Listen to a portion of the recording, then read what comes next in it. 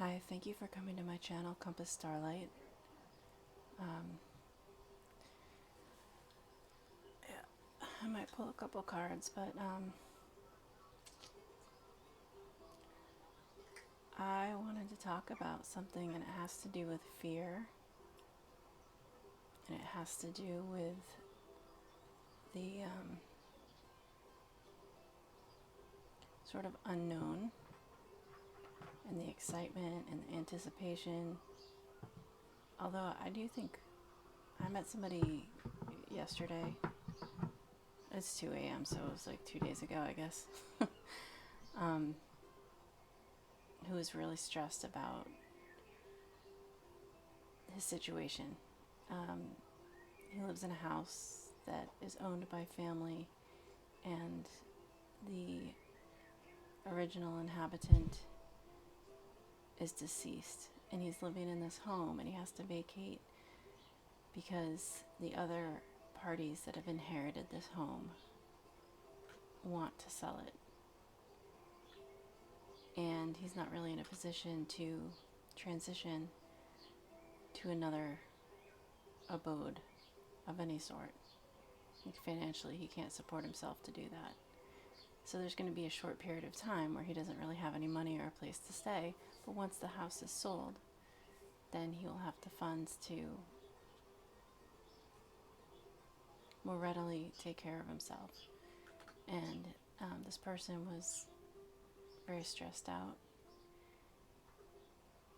not wanting to think about the circumstances because it just makes him anxious and stressed out, not having a solution.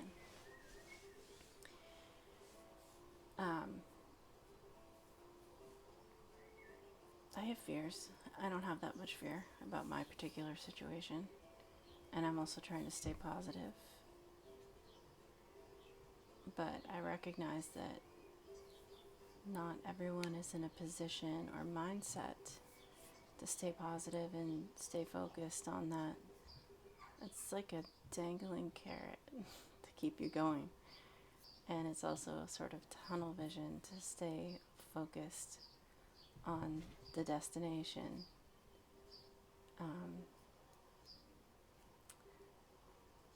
So with that being said, whatever it is that may or may not be, basically it is. It's may not be a new job or a new place to live. I don't know what your circumstances are, of course, but I think for a lot of people there's a change that is eminently upcoming, a change of some sort. And so you will know what that is for yourself. And when it comes to that change, in regards to that change, when it comes in, it's like it's proof that you can manifest anything. But that means three things that are rather prominent. The first one being that you can manifest anything in your life from here on out into the future. You can do anything. You are limitless, which also highlights your divine honor. And you have to accept that divine. In other words, if you have the faith and the focus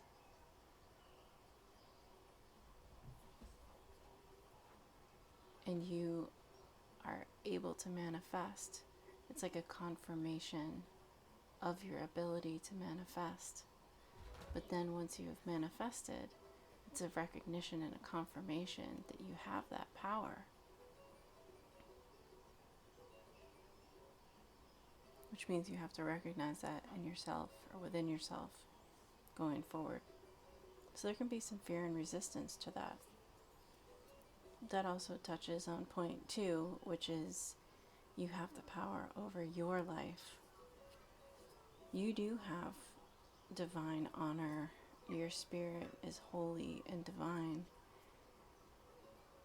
Yes.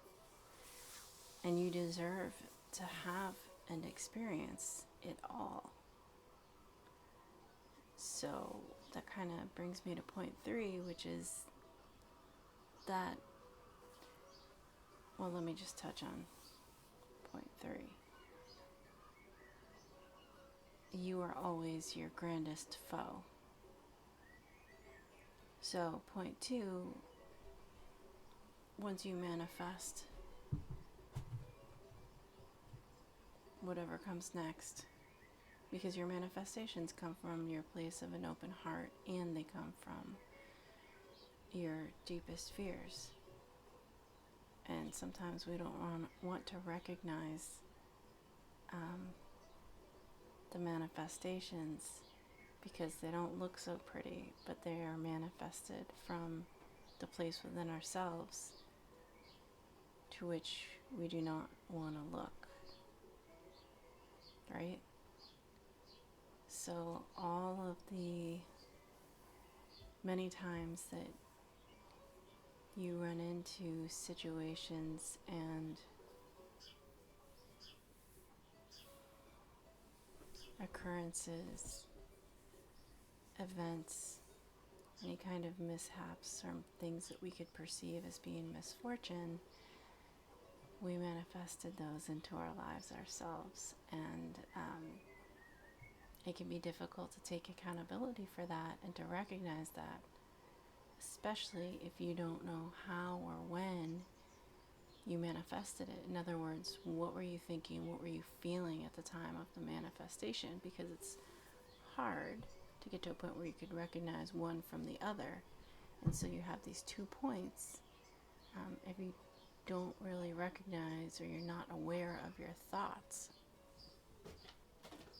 then you have this manifestation that you may not be considering good or helpful, and you don't know where on the timeline that was created or brought in or nurtured even, because really your manifestations are nurtured, whether you're nurturing them with pain and fear and anger and resentment, or you're manifesting them from a place of love and compassion and joy and happiness. So when you manifest and these things that are around the corner start coming in, these changes, and you get to experience the shift. I was saying that there are 3 rather prominent points that stick. There are things to think about. One was that if you can manifest something, if you get what you're expecting or something along the lines or better, if you can manifest that into your future, then you know you can do it going forward. It's like that confirmation that you have that power. And that you have that power means that you have that element of the divine, that touch of the divine within you from which you are manifesting. And then, as a result, you have to recognize that divinity within yourself, that part of God or source or however you recognize it is within you. And you must honor that and continue to honor it as you progress through your life. And the second one was that, and we get wrestling cats in the background here. The second point was that you have the power over your life. If you can yield such results as they come around the corner here, the next big changes in your life, it means that you continue to have that power going forward. That once you recognize it, you can start to identify how that is created in the first place. You become more and more aware of your thoughts. And because you have that divine power within you, you do deserve to experience and have it all the things that you want and wish for. But it takes the manifestation. It takes the action and the intent and the nurturing of the manifestation. And then you are always your own greatest foe. That means that all this time, when you weren't believing that you have that divine power within you,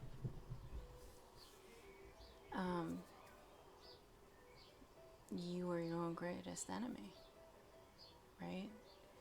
And part of being your own greatest enemy was a formation and creation of, or from, I should say, whatever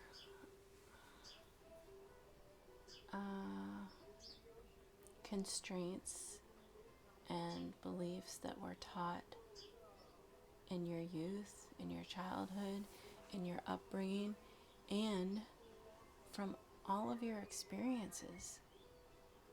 We are conditioned as we move through life to think that this is what I wanted, this is what I expected, and this is what I got, right?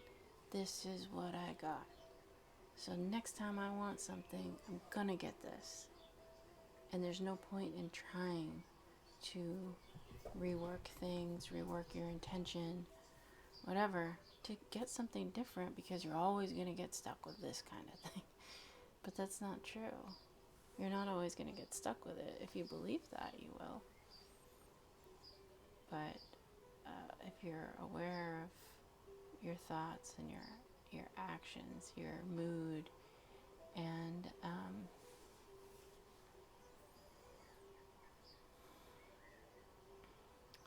your thoughts, your mood, your feelings. Yeah, that's it right there. Yeah. So, in light of those three prominent points, what can you do when that doubt and fear creeps in? Because it does. It always does. And it's really hard to stay focused at times. It's really hard to keep the fear and doubt at bay. But the best thing that you can do to combat or to shed light on those fears is to love yourself through it. Like, you know how people say kill them with kindness?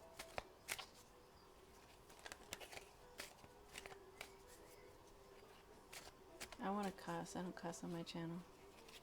I cuss like a sailor otherwise. But, I don't know, I've heard people say things about like a 10-minute mark and stuff. Just love the heck out of your fear. In other words, embrace it, dive into it. Because if you can open your heart and have compassion for your own fear, for yourself, and for the fears and doubts that you have, you can move through it. You can prevent it from overpowering you. So I got my little deck here.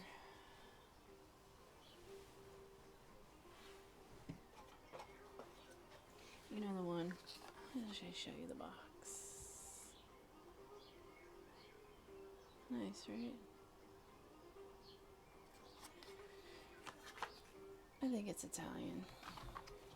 I don't know. Mantegna? Tarot.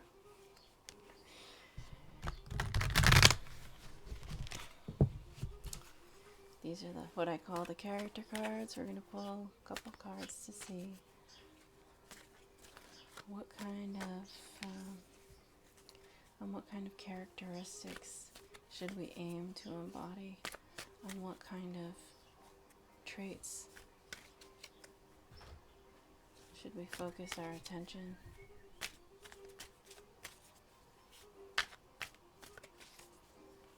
And what could we meditate on as we move through the Christmas holiday? I gotta focus a little bit here. And then I'm gonna go to bed. I'm such a night owl.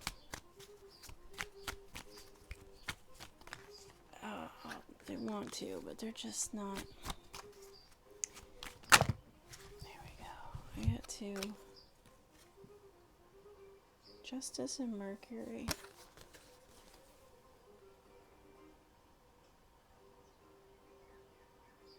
Should I leave it at 2?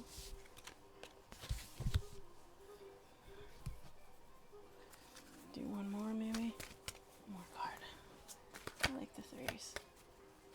I like the 3s.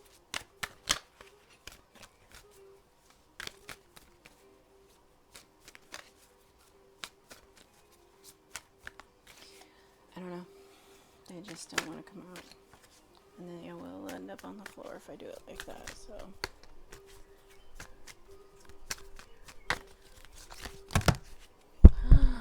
Tap the deck.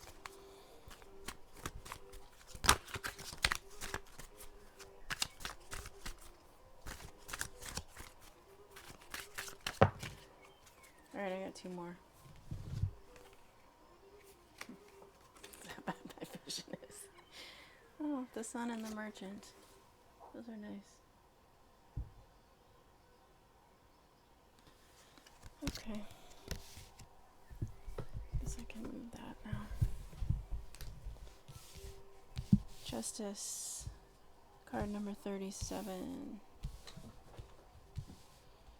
Mercury, card number 42. The Sun, 44. And the Merchant, number 4. And yes, I do have to look these up always. I can't remember shit. I said it. Okay, 37.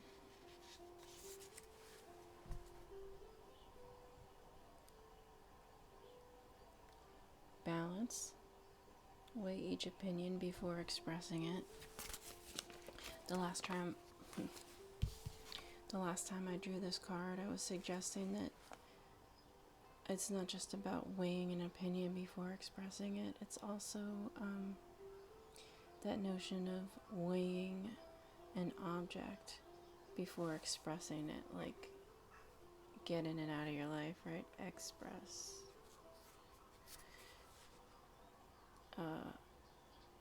Same goes for anything. You know, people, jobs, homes. See, I already forgot. I'm also really tired at this point. Burning the midnight oil. Weigh each opinion before expressing it. It's just really coming back to weighing the value of each thing. Whether, I know it's weird, I wear a scarf inside, but it's actually cold in my room. It's temperatures. Weigh each opinion before expressing it. Just evaluate all the things that you're allowing into your sphere, into your world, into your life, into your experience.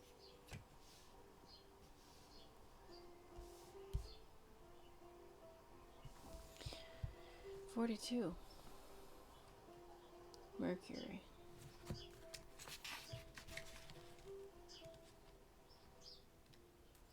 Sociability, the importance to pay attention to all messages. Oh. Okay, fine. I mean, we hear that with Mercury retrograde, right? Double check those emails.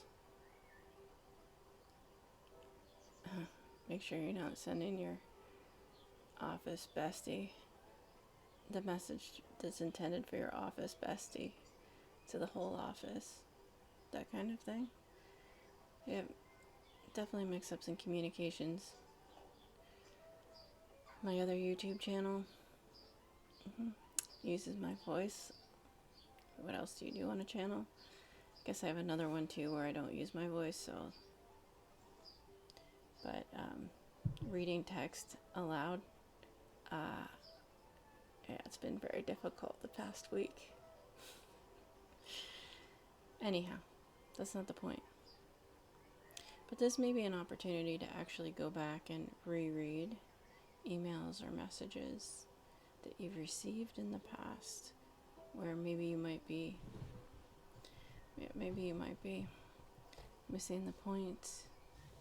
Maybe you need to check and read between the lines. Just make sure you didn't miss anything. I know I've been meaning to do that for a few specific contacts. 44 is the sun. Common sense. Act clearly and consistently. Act clearly and consistently. Okay. I guess the sun rises every day. It's pretty consistent. And there's a comfort in that. It's just not really something that comes up as in association with the tarot card, the sun. But yes, it is consistent and it does rise every day, and there is comfort in that. I gotta take a deeper look at this card here though for a second. I haven't looked at it in a while. But yes, in the tarot deck, a traditional tarot deck, that sun is a vibrance and a radiation that just exudes expansion, joy, uplifting vibes. I love the sun. I'll totally stretch out to the sun in the summertime. Warm myself. Yeah, take it all in. In fact, I personally believe that that's a way to open your heart space. Let me just take a look at this card in detail.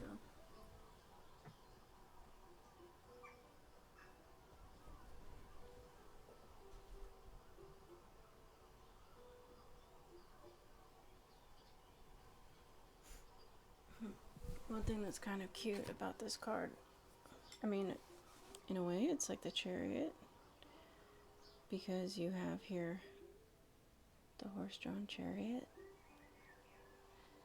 If you can see it flying through the sky.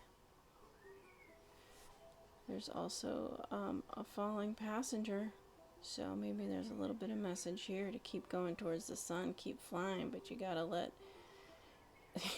drop the dead weight, rolling bodies off boats.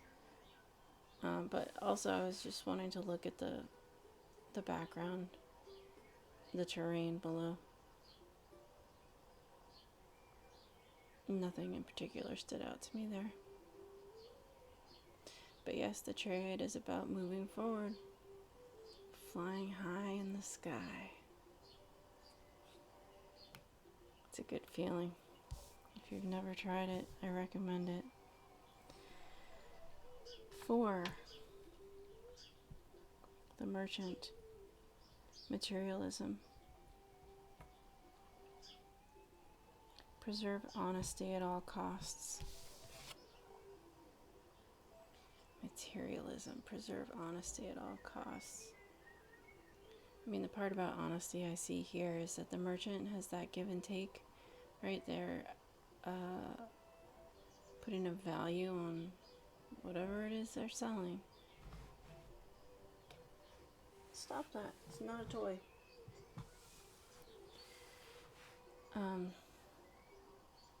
They put a value on whatever it is that they're selling, and then what? They expect even compensation, or compensation of equal value, a trade of balance. That always brings up to me the 6 of Pentacles card in the tarot. Equal give and take, reciprocity. The merchant expects that. There is honesty in that. that is the most honest form of interaction. That also applies to conversation, listening openly, without agenda, without expectation.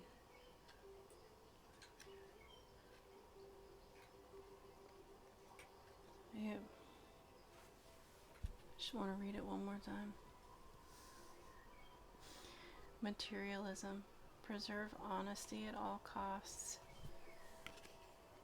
Materialism. I don't really know what to think about that right now. I've been listening to a few different tarot readers today, and it came up in the topic. I mean, if you have material wealth, you have abundance. It doesn't necessarily mean coin. I personally am trying to rid myself of a lot of material things. Why? Because of the attachments. Yeah, there are probably a lot of unhealthy attachments there. Unhealthy attachments. Why do I keep this thing? Why do I keep that thing? You know, that ties into like generational trauma. Generational trauma? Oh, generational. Is that what they call it? I don't know. I don't remember. I'm tired. I gotta cut this video. But maybe it is a point to consider what you want to have in your life, and like, you know, if there are things that you want that are material things, why do you want them? Do you really think they'll bring you happiness?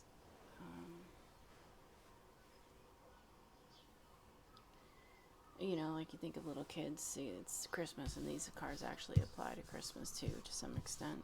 Maybe not so much Mercury, but like Mercury is retrograde right now. And then the Chariot, that's what I was going to say. The other thing about this, it's not the Chariot, it's the sun, but it's like the Chariot, but it's also like, hey, it's Santa's sleigh flying through the sky, but they're not reindeer, they're horses. Materialism.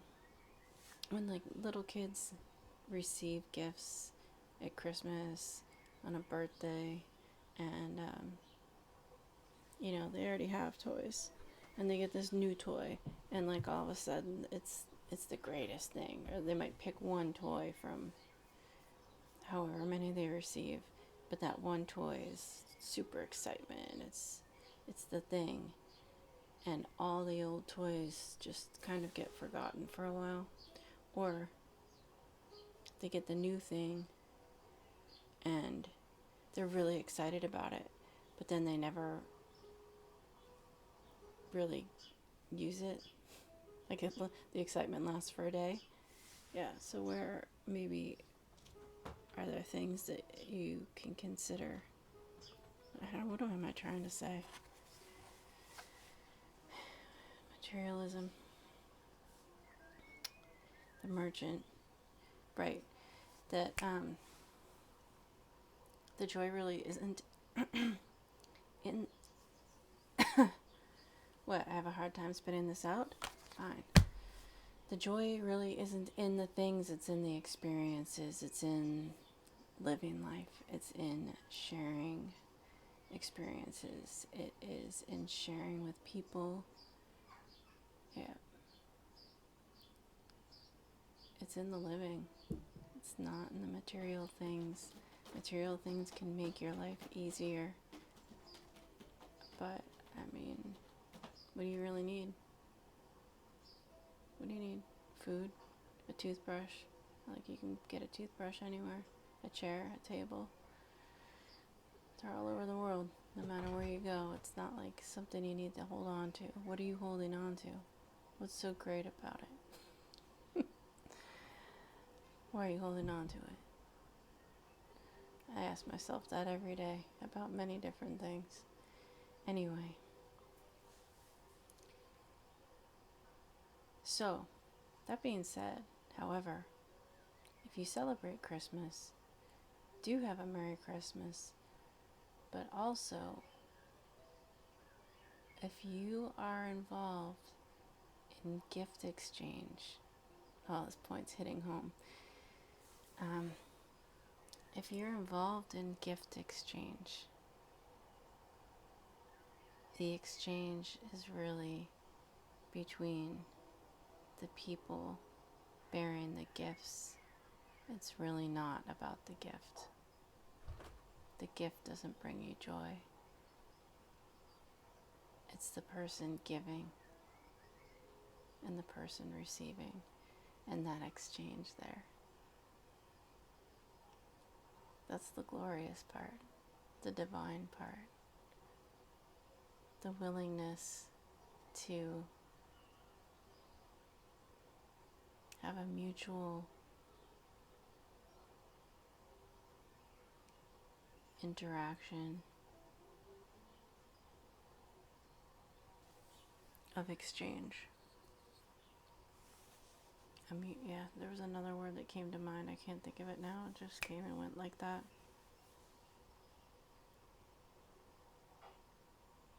Mutual willingness to partake in an exchange intended to be of equal value, right?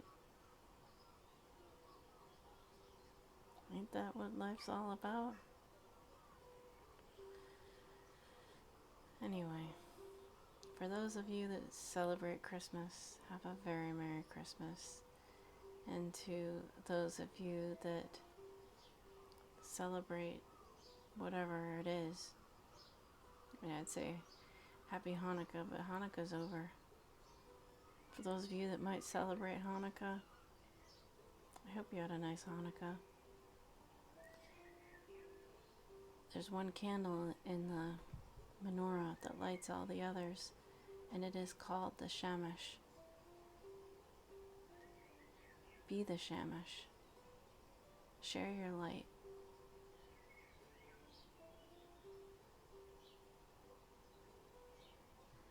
And may every day be abundant.